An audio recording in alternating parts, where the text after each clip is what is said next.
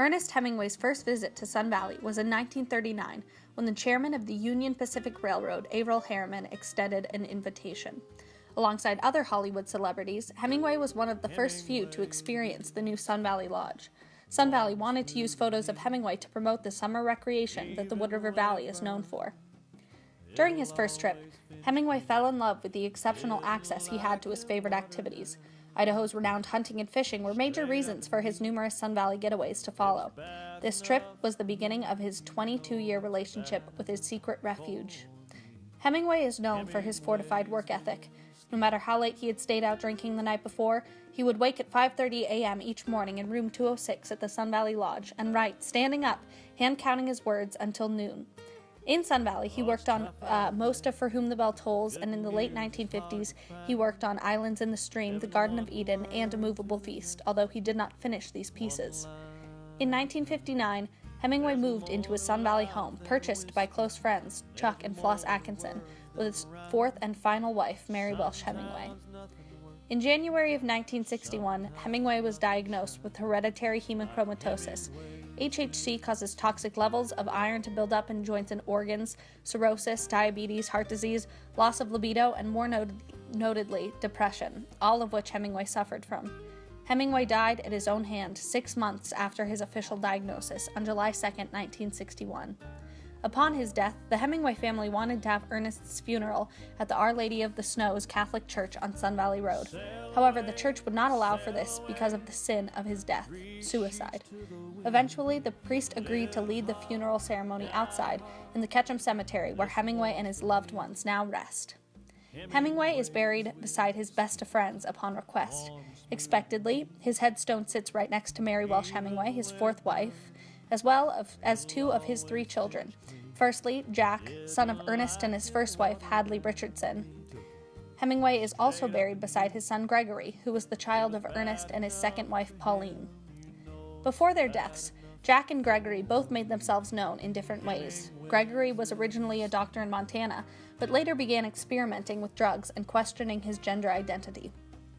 Gregory became Gloria in 1973, but had been previously arrested for entering a woman's restroom as a male in 1951.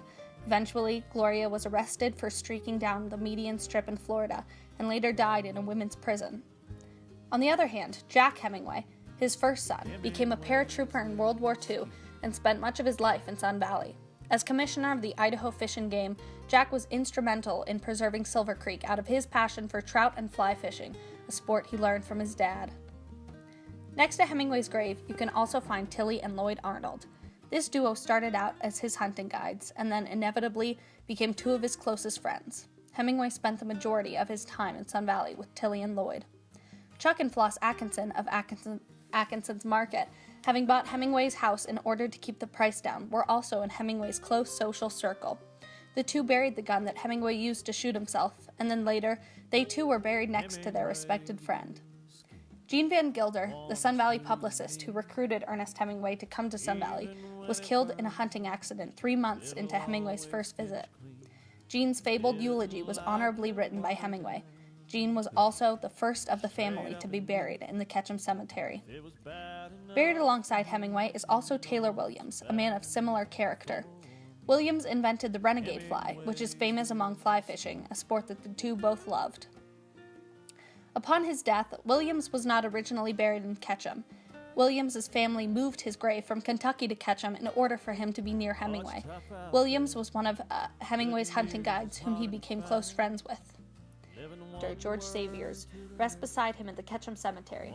Hemingway's other doctor, John Moritz, counters the biographical descriptions of Hemingway as an irascible, confrontational egoist by stating, "My best assessment of Ernest Hemingway is to judge him by the company he kept. Take all of those people who were like family to him. Lloyd and Tilly Arnold, Bud and Ruth Purdy, McMullen, George Saviors, Taylor Williams. They were all very intelligent. They had a common quality of humility." It is important to note that Hemingway is buried within feet of his immediate family, but also the family of hunting guides who showed him the amazing hunting of Sun Valley. He developed lifelong friendships that kept him returning to the mountains of the Wood River Valley. By observing the relationships Ernest Hemingway maintained and valued in his own life, one is able to better understand relationships between characters in his text. An excerpt from For Whom the Bell Tolls illustrates the importance of solidarity and trust between friends.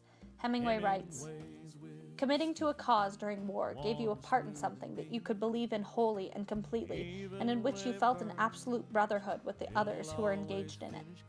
Hemingway found faith in the sense of solidarity that accompanied both war and hunting. In both fields, he surrounded himself with individuals that conducted themselves in a coded manner.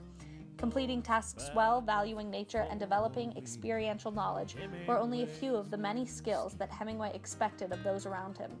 He valued his relationships with his peers, comrades, and mentors so much that he considered them family. Those buried around Hemingway in the Ketchum Cemetery earned his lifelong respect, admiration, and love.